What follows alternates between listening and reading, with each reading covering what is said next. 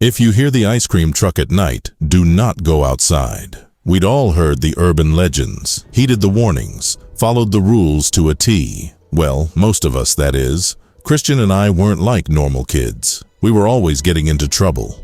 From playing hooky to shoplifting to going on joy rides, we did it all. We were without a doubt the most despised preteens in town. Little did we know all that mischief would inevitably lead to the worst day of our lives. God, I wish I could take it back. People in my town were always very superstitious. Not like, oh, you spilled the salt, so throw a pinch over your left shoulder. Superstitious. No, something happened here a long time ago. Something sinister. Something that still bears its burden on the townsfolk half a century later. You see, back in the 70s, kids started going missing. The disappearances always occurred at night. Always. And always in the same fashion. Parents would lock their homes down tighter than Fort Knox, only to find the front door hanging wide open the following morning. The kidnappings were beginning to pile up at the same time that nightly reports of an ice cream truck circling neighborhoods began to flood into the police station. Every time the authorities were called, the truck would be gone when they arrived, no matter the response time. The strange thing was, we didn't have an ice cream truck in the 70s. Hell, we still don't. This has always been the kind of place where everyone knows everyone, and none of the families in town have ever owned an ice cream truck. Naturally, people began to associate the truck with the disappearances. Obviously, people tried to catch the mysterious abductor behind the wheel. That's when the adults started going missing. No one who confronted the driver was ever seen again. The fear was beginning to reach a boiling point. People panicked. Families with children started packing their things. Even some people without families at all were looking at relocating. And then, just when nearly half the population was about to split, it stopped. The almost nightly kidnappings, the sightings of the ice cream truck, all of it. The townsfolk never truly recovered. I mean, how could they after that? Most families of the victims moved away, eventually losing any hope of ever seeing their loved ones again. Can't say I blame them. I wouldn't have stuck around after that either. The ones who did stay grew paranoid, so they did everything in their power to ensure that nothing similar would ever happen again. That, unfortunately, manifested into an extremely strict set of rules. Girls aren't allowed to walk anywhere alone. The doors and windows to every house must remain locked at all times. And of course, no one is allowed outside after dark for any reason. The town shuts down well before sundown as a not-so-subtle reminder. Growing up, I always thought the stories were bullshit. I thought it was just another lazy excuse for parents to keep a close eye on their children, to prevent us from causing mayhem. I should have listened. Sarah, for the last time, I'm not sneaking out with you tonight. You know the rules, Christian whispered, tapping the eraser on his pencil against his notebook absent-mindedly. Come on, this is the one rule we haven't broken yet. You've spray-painted Officer Dawkins's police cruiser, and this is what you're afraid of. I'm not scared. This is different. It's something sacred. You've lived here for just as long as I have. You should know that, he hissed, pretending to dial into Mrs. Huckabee's mind-numbing lecture on mitosis. Aren't you at least a little curious? You can't seriously tell me that you've never wondered about going out at night. There's got to be something more than they're letting on. Sarah, I'm not going with you. If you want to risk your life by going out after dark, go right ahead. But leave me out of it, Christian said with a stern finality in his tone. I'd never seen him so serious about anything before, and that frightened me. We muddled through the remainder of the class in silence. Christian gave me the cold shoulder all day. I was beginning to wonder if I'd overstepped. I'll give it some time to blow over. I had just finished cramming my textbooks into my locker when Christian approached me. I jumped, nearly dropping my backpack. I hadn't expected to see him again that day. What's up, dude? Thought you were gonna make me walk home alone. He locked eyes with me, sending a chill creeping up my spine. A bitter determination was scrawled across his visage. I'll go with you. I was taken aback. He'd been so adamant earlier. What changed? Are you sure? I mean, I don't want you to go if you're not comfortable with it. I'm sure. I have to know, he said, averting his gaze. Okay, we'll meet at your house at midnight. Sound good? Yeah. Christian sheepishly glanced up at me.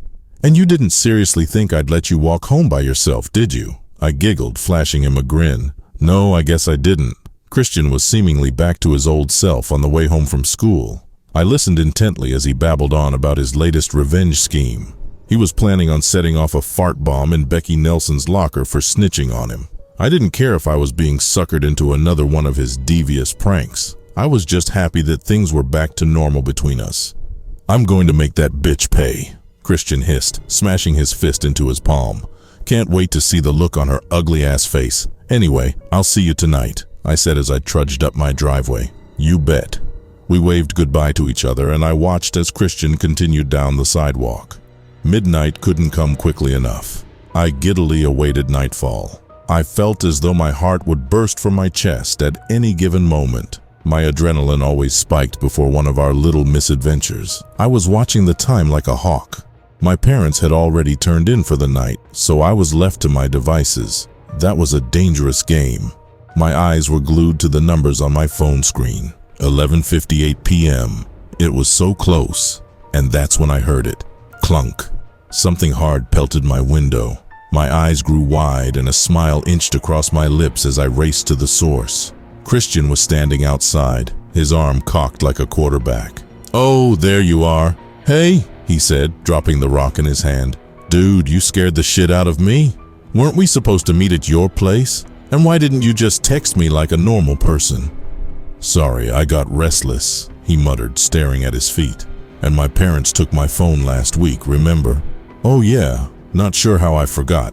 "Coming down," I said, cautiously climbing out and steadying myself on the stepladder that I'd strategically placed below my window. I hopped down from the last step, landing in the grass with a soft thump. "Ready?" I asked, eager to set off. "Yeah, let's go," Christian said, taking my hand. I blushed, and he quickly recoiled. Even in the dim yellow light provided by the street lamps, I could tell that his face was bright red. I'm sorry, I didn't mean to do that. I just want to get going is all." No, you're good. I get it." There was a long, awkward pause before Christian spoke up. "So where are we going?" I don't know. I hadn't thought this far ahead. Where do you want to go?" "How about the park? Might be kind of fun with no kids around." "The park it is. Lead the way," I said, dramatically extending my arm. A big, goofy grin plastered itself on Christian's face as he willingly obliged. We walked in silence, drinking in the scene around us. We passed by dozens of houses, their looming presence lending an unsettling air to the stillness of the night. The faint light cast an eerie glow that glinted off their windows, making my blood run cold. Another strange thing I noticed was that it was deathly quiet. The only sounds we heard were our own light footfalls against the pavement and the blood rushing in our ears. There were no noises from creatures of the night. No bugs, no frogs, nothing. We couldn't even hear any crickets chirping, and that sent a chill down my spine. I was sweating bullets by the time we arrived at the playground.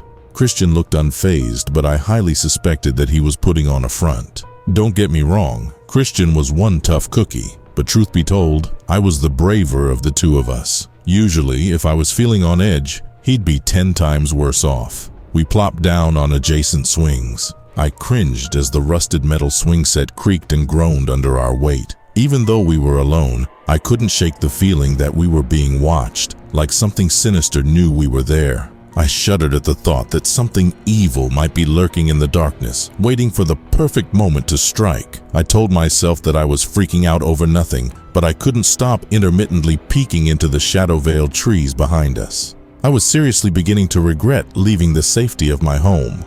"So, Sarah, is it just me, or is this place, this town, does it feel like there's a presence? You know, like we're not the only ones out here?" He kept his voice hushed like he was afraid that someone else would hear him. "Yeah, I feel it too. It's really creepy," I said, sensing the oppressive weight of that feeling slightly lift from my shoulders. It was nice to know that Christian felt it too. Christian stared into the mulch at our feet. He looked lost in thought, as if his body was there, but his mind was in some far-off dimension. "You know, I wasn't originally planning to come with you. There's a reason that I chose to come out tonight."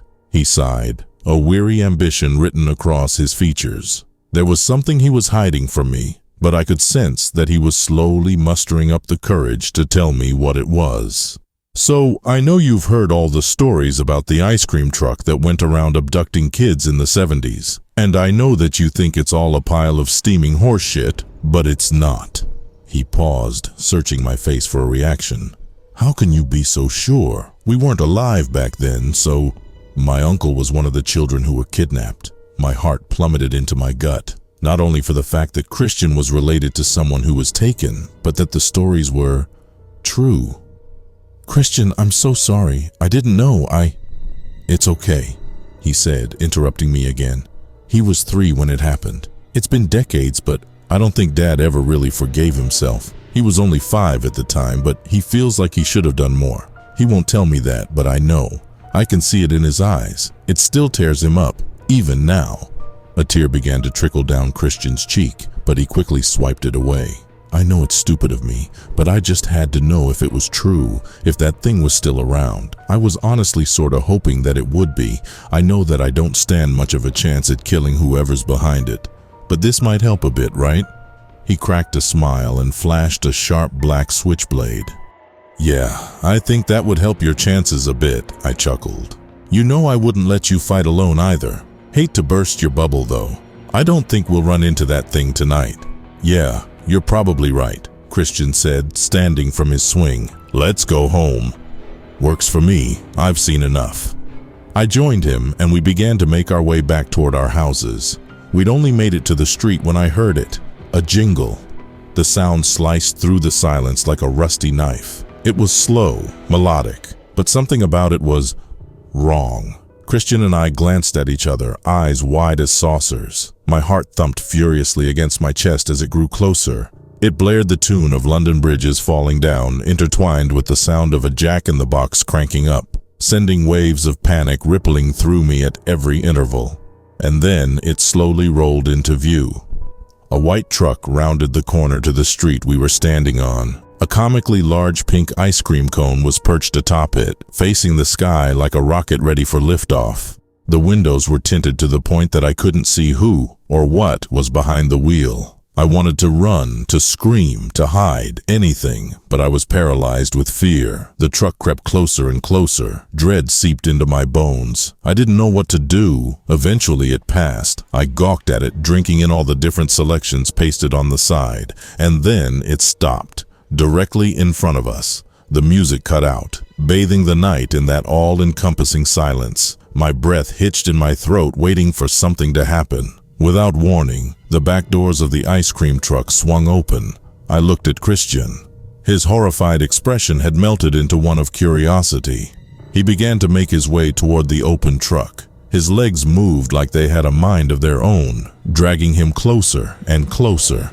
To this day, I don't know why, but I didn't even try to stop him. No, I joined him. I can't explain it, but there was something alluring about that truck. Something that effortlessly took hold of me and pulled me in, and I was powerless to stop it. We both tentatively walked closer, coming to a halt directly behind it. I peered inside, my mouth agape. It was spotless. A sparkling white interior with rows upon rows of freezers shined inside. It boasted every flavor of ice cream you could imagine. At that moment, I wanted nothing more than to step into the back of that truck and try every variety of ice cream it had to offer. Nothing bad would happen. It was just an ice cream truck after all. Christian stepped in before I could react. He turned back to me, outstretching a hand to hoist me up. I didn't even have a chance to take it. The doors suddenly slammed shut, locking Christian inside. I'll never forget the look of abject fear on his face in that split second before the doors closed. I was ripped from my stupor as the ice cream truck floored it down the road. Its tires squealed as it went, leaving me standing alone under a street lamp. I broke down, fat tears streaming down my cheeks as I bolted home. I couldn't lose Christian. He was the only real friend I'd ever had. I burst through my front door, spewing nonsense to my parents as I crumpled to the ground at their feet.